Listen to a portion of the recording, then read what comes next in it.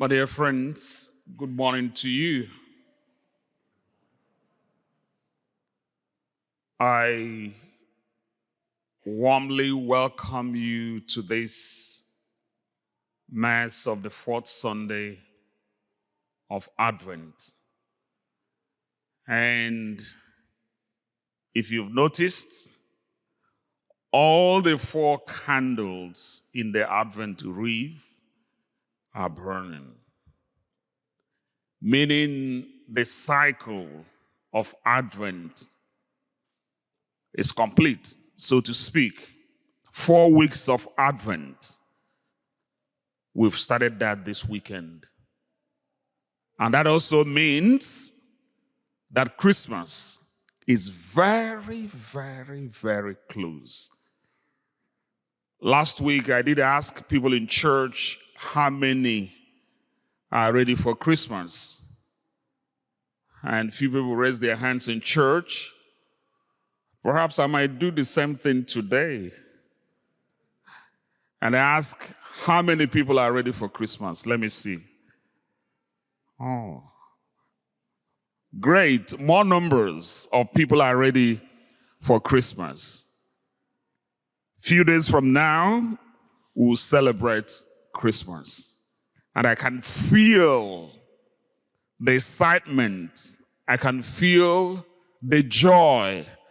I can feel the presence of the Emmanuel, God with us in our midst.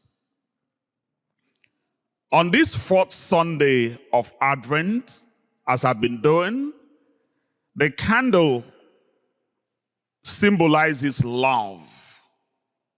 We started on the first Sunday of Advent to talk about hope. And that hope ushered us into the second Sunday of Advent when we talked about peace. And I did mention that one of the major characteristics of the Messianic era, when the Savior comes, is a time of peace.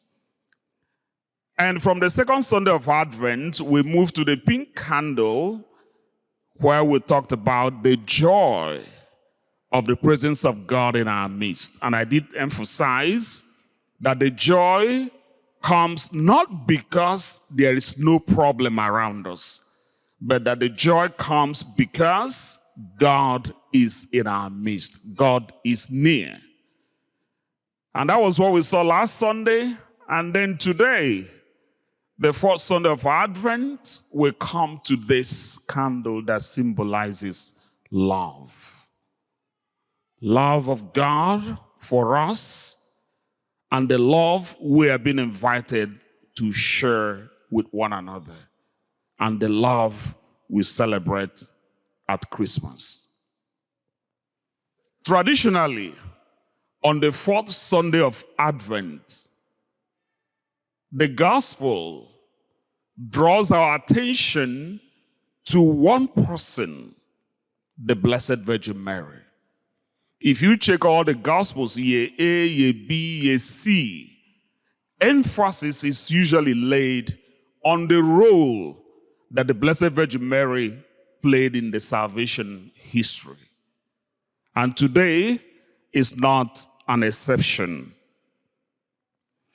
And in Mary, we see what I call a paradox of blessedness.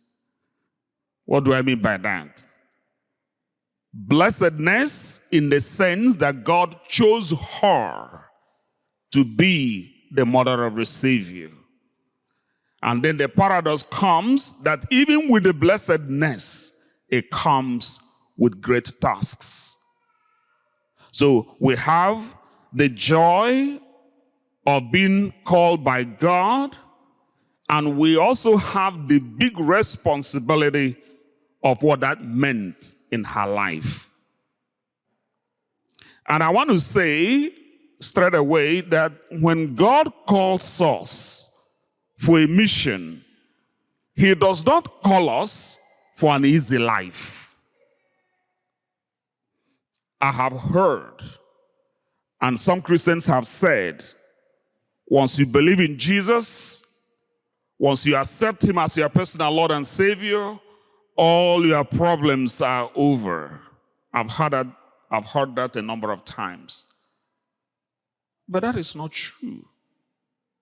The truth is that God invites us for a journey with him. And that journey will come with a lot of sacrifice. It will come with a lot of joy. And it will come with a lot of self-denial if we want to remain faithful to that call. And all these we see in the life of the Blessed Virgin Mary.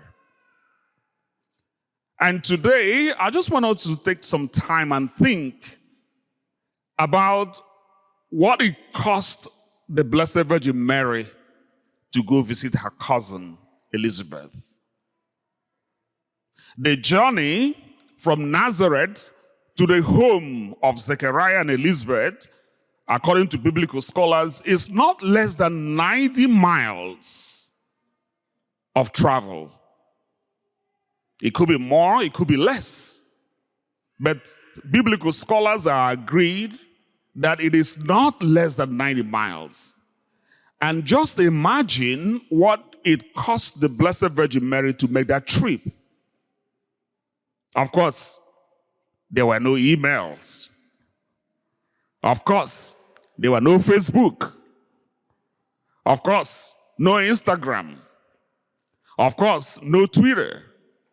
And of course, no email, no telephone. But she had to make that sacrifice of being on that journey.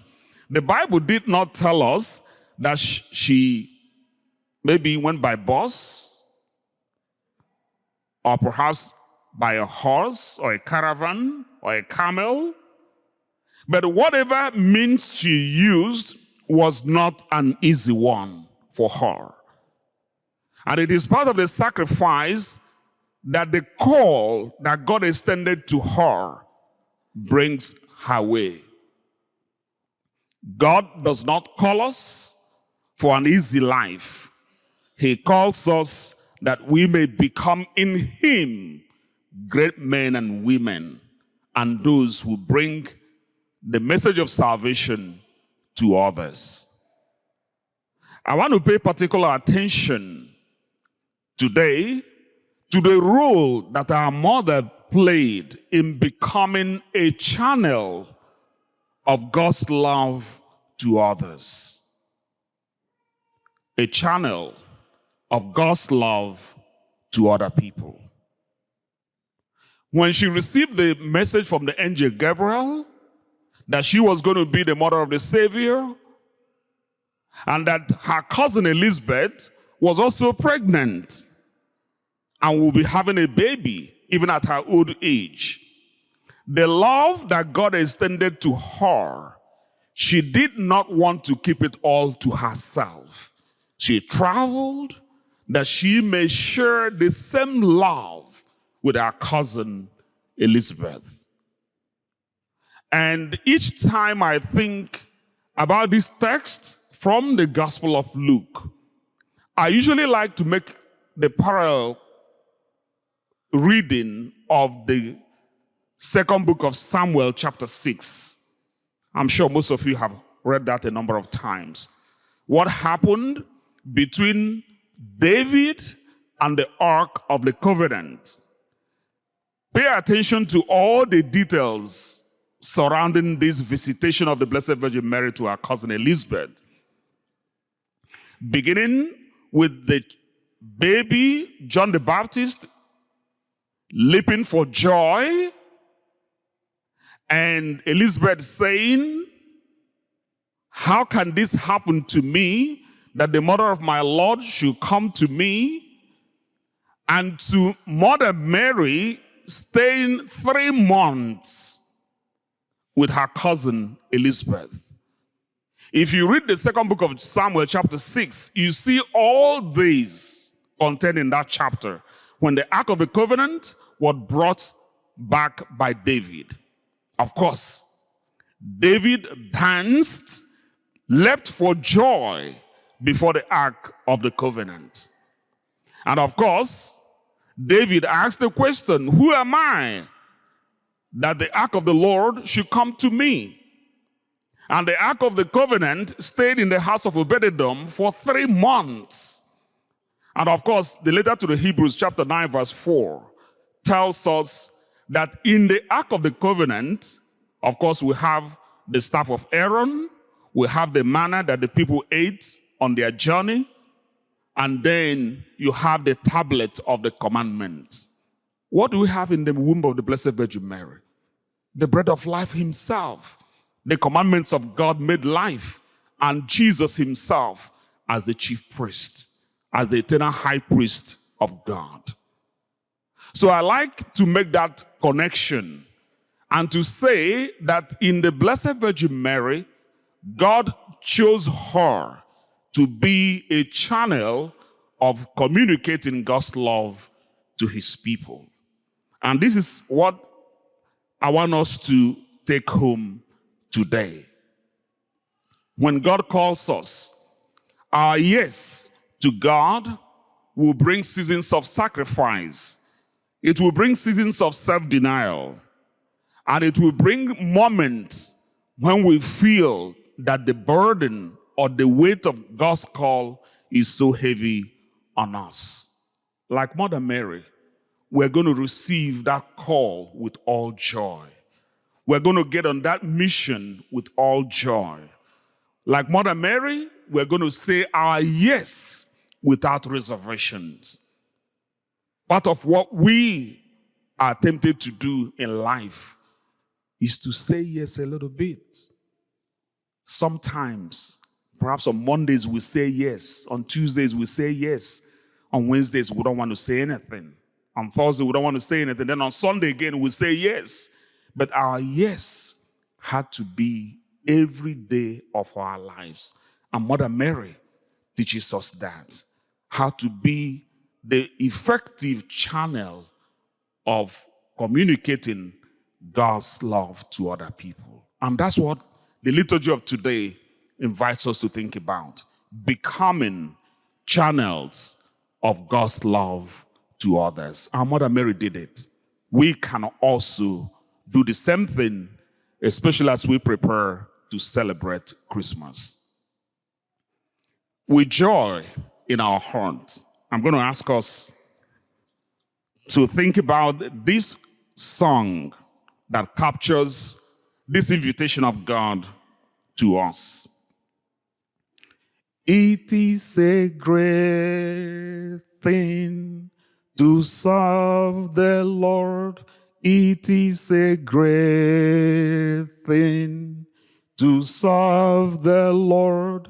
It is a great thing to serve the Lord.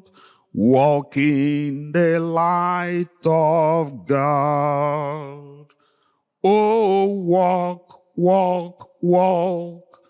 Walk in the light. Oh, walk, walk, walk. Walk in the light. Oh, walk, walk, walk. Walk in the light. Walk in the light of God. It is a great thing to serve the Lord. Walking in the light of God to become channels of God's love to others. God bless you and Merry Christmas.